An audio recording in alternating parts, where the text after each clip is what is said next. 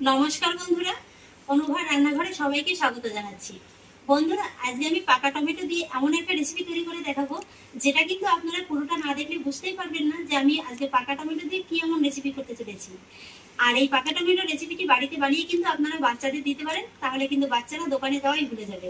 আর এই রেসিপিটা বাচ্চাদের পাশাপাশি কিন্তু বড়রাও খুব ভালোবেসে খাবে, আর খেয়ে কিন্তু বলবে, বাহ দারুণ তো, এই রেসিপিটি সম্বন্ধে আগে কেন জানতাম না।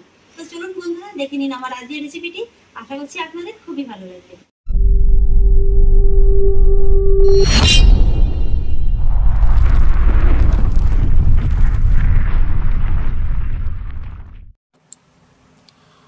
বন্ধুরা, আজকের এই রেসিপিটির জন্য প্রধান উপকরণ হচ্ছে পাকা টমেটো। আর সেই জন্য আমি এখানে মিডিয়াম সাইজের 4টি পাকা টমেটো এইভাবে 4 টুকরো করে কেটে নিয়েছি। এইবার আমি টমেটোগুলোকে একটা মিক্সিং জারের ভিতরে দিয়ে দেব। সেই সঙ্গে দিয়ে দেবো সামান্য একটু বিটরুট। এইভাবে টমেটোটা পেস্ট করার সময় সামান্য একটু বিটরুট দিলে এই টমেটো পেস্টের কালারটা কিন্তু দারুণ আসে। তবে বিটরুটটা যদি এই সময় হাতের কাছে না থাকে, না দিলেও কোনো অসুবিধা নেই। আর দিয়ে দেবো 1/2 ইঞ্চি পরিমাণে 4 টুকরো আদা। সেই সঙ্গে দিয়ে দেবো 2টো পাকা লঙ্কা। আপনারা এখানে পাকা লঙ্কার পরিবর্তে সবুজ লঙ্কাটাও কিন্তু ব্যবহার করতে পারেন। এবার আমি টমেটো, বিটরুট, আদা আর লঙ্কাটাকে খুব ভালো করে পেস্ট করে নেব। আমি টমেটোটাকে খুব সুন্দর করে পেস্ট করে নিয়েছি। এবার আমি আপনাদের দেখিয়ে দিচ্ছি। এই যে দেখুন বন্ধুরা, কত সুন্দর একটা কালার চলে এসেছে। এই বিটরুটটা দেওয়ার কারণেই কিন্তু এই কালারটা এত সুন্দর এসেছে। এবার আমি দেখিয়ে দিচ্ছি বন্ধুরা, এর পেস্টটা ঠিক এরকমই স্মুথ করে কিন্তু তৈরি করে নিতে হবে। এই যে দেখুন। আর এবার আমি টমেটোর পেস্টটি অন্য একটি বাটিতে ট্রান্সফার করে নেব। টমেটো পেস্টটাকে ঢেলে নেওয়ার পরে এবার আমি একই মিক্সিং জারের ভিতরে দিয়ে দেব মিডিয়াম সাইজের একটি আলু।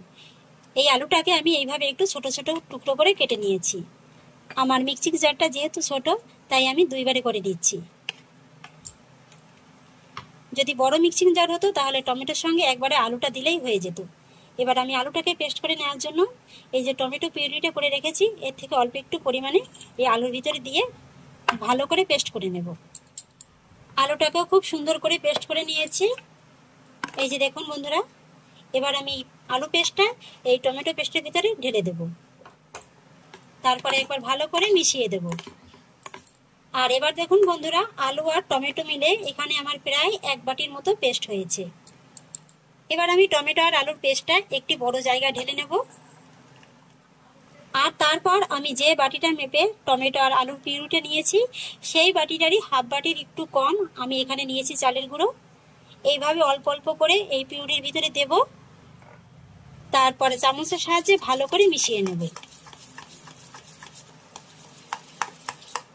এখানে আপনারা চালের গুঁড়োর পরিবর্তে বেসনটাও ব্যবহার করতে পারেন, তবে চালের গুঁড়ো দিলে কিন্তু এই খাবারটা খেতে বেশ কুড়মুড়ে হয়।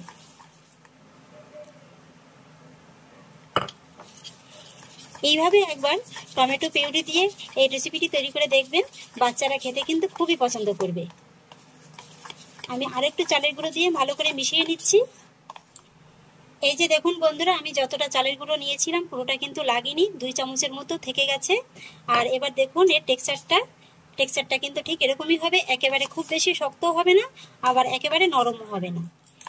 এইবার আমি মিক্সচারটাকে এইভাবে ঢাকা চাপা দিয়ে 5 মিনিটের মতো রেস্টে রেখে দেবো। আর এবার দেখুন বন্ধুরা, আমি একটি ডাব্বু হাতায় 1 টেবিল চামচ সাদা তেল নিয়ে নিয়েছি।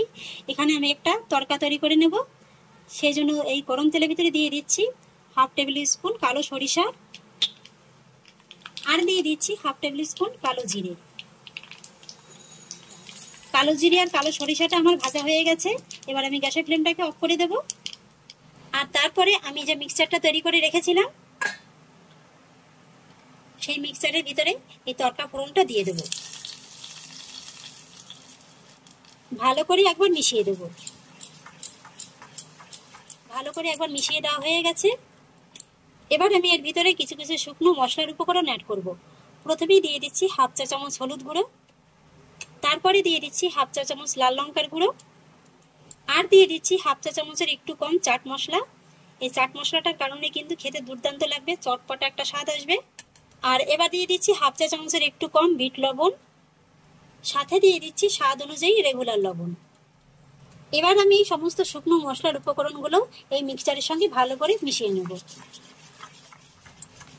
ভালো করে মেশানো হয়ে গেছে। আর এবার দেখুন বন্ধুরা এর ফাইনাল টেক্সচারটা। 5 মিনিট রেস্টে রাখার কারণে কিন্তু এটা আরেকটু শক্ত হয়ে গেছে, এই যে দেখুন। আর এবার আমি এটাকে একটা সাইডে সরিয়ে রাখবো। আর এখানে দেখুন বন্ধুরা আমি এখানে নিয়েছি একটি জলের বোতল। এই জলের বোতলের ভিতরেই কিন্তু এই মিক্সচারটাকে ভরে আমি কুরকুরেটা তৈরি করব। আর জলের বোতলের ভিতরে ভরার জন্য আমি এখানে দেখুন নিয়েছি একটি জরি কাগজ। এই জরি কাগজের ভিতরে এই ব্যাটারটি ঢেলে নেব। তারপরে এই ব্যাটারটি এই জলের বোতলের ভিতরে এইভাবে ঢেলে দেব। প্যাকেটের মুখটা কিন্তু আমি একটু ছিদ্র করে নিয়েছিলাম।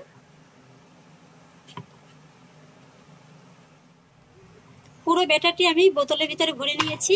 আর এবার দেখুন বন্ধুরা বোতলের সিপিতে কিন্তু আমি এইভাবে একটু ফুটো করে নিয়েছি। এইভাবে ফুটো করা খুবই সহজ। একটা লোহা গরম করে এইভাবে একটু দাগ টেনে নিলেই কিন্তু খুব সুন্দর একটা ডিজাইনের ফুটো তৈরি হয়ে যাবে। এইবার আমি সিপিটাকে বোতলের মুখে এইভাবে আটকে দেব। আর এবার বন্ধুরা আমি কুরকুরেগুলো ভেজে নেব। আর সেই জন্য কড়াইতে বেশ খানিকটা পরিমাণে সাদা তেল আগেই গরম বসিয়ে দিয়েছি। এবার কিন্তু এই তেলটাকে খুব ভালো করে গরম করে নিতে হবে। তেলটা খুব ভালোভাবেই গরম হয়ে গেছে। আর এবার গ্যাসের ফ্লেমটা কমিয়ে এক এক করে আমি এই কুরকুরেগুলো সব ভেজে নেব।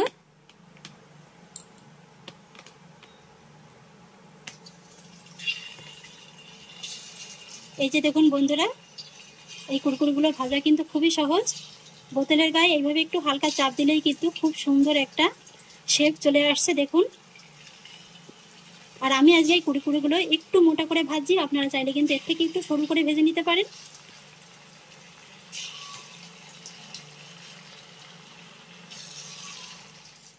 আর তেলে ছাড়ার সঙ্গে সঙ্গে কিন্তু নাড়তে যাবেন না, দেখবেন 1 থেকে 2 মিনিটের ভিতরে এগুলো নিজের থেকে তেলের উপরে ভেসে উঠছে। এই যে দেখুন বন্ধুরা কুরকুরেগুলো কিন্তু খুব সুন্দর তেলের উপরে ভেসে উঠেছে। আর এইবার গ্যাসের ফ্লেমটাকে একটু বাড়িয়ে এইভাবে উল্টে পাল্টে কুরকুরেগুলোকে খুব সুন্দর করে ভেজে নিতে হবে। প্রায় 4 থেকে 5 মিনিট সময় নিয়ে আমি এই কুরকুরেগুলোকে খুব সুন্দর করে ভেজে নিয়েছি। এবার আমি এই কুরকুরেগুলো সব গরম তেল থেকে তুলে নেব। কুরকুরেগুলোকে আমি সব গরম তেল থেকে তুলে নিয়েছি। আর এই যে দেখুন বন্ধুরা এগুলো দেখতে কতটা লোভনীয় লাগছে। বাচ্চারা যদি এরকম স্বাদের কুরকুরে ঘরেই পায় তাহলে কিন্তু ওরা দোকান মুখই হবে না। এগুলো এখন খুবই গরম, তবুও দেখুন প্লেটে ঢেলে দিয়েছি কতটা আওয়াজ হয়েছে। একই রকম ভাবে আমি পরের ব্যাচের কুরকুরেগুলোও ভেজে নেব।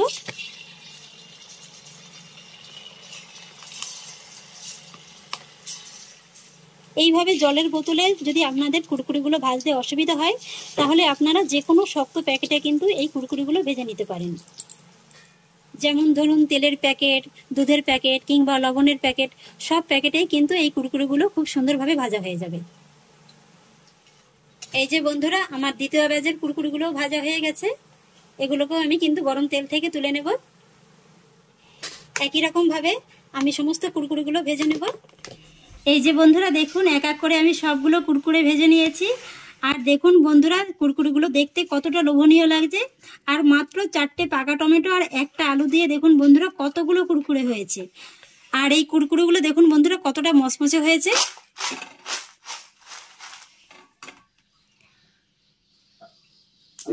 এই যে দেখুন বন্ধুরা এর আওয়াজটা শুনে নিশ্চয়ই বুঝতে পারছেন যে এটা কতটা মচমচে হয়েছে। এইভাবে কিন্তু আপনারা ঘরোয়া পদ্ধতিতে খুবই স্বাস্থ্যসম্মতভাবে বাচ্চাদের বাড়িতেই তৈরি করে দিতে পারেন। তাহলে ওরা আর দোকানের আনহেলদি খাবার আর খেতেই চাইবে না। তো আশা করছি বন্ধুরা আমার আজকের এই টমেটো দিয়ে কুরকুরে রেসিপিটি আপনাদেরও খুব ভালো লেগেছে। যদি ভালো লেগে থাকে তাহলে আমাকে অবশ্যই একটা লাইক এবং কমেন্ট করবেন, সেই সঙ্গে বন্ধুদের সঙ্গে শেয়ার করবেন। আর প্লিজ বন্ধুরা যদি আমার পরিবারের নতুন সদস্য হয়ে থাকেন তাহলে একটা সাবস্ক্রাইব করে পাশে থাকা বেল আইকনটি প্রেস করে দেবেন। ফিরে আসছি এরকমই পরের আর অন্য কোনো নতুন রেসিপি নিয়ে। সবাই ভালো থাকুন, সুস্থ থাকুন, ধন্যবাদ।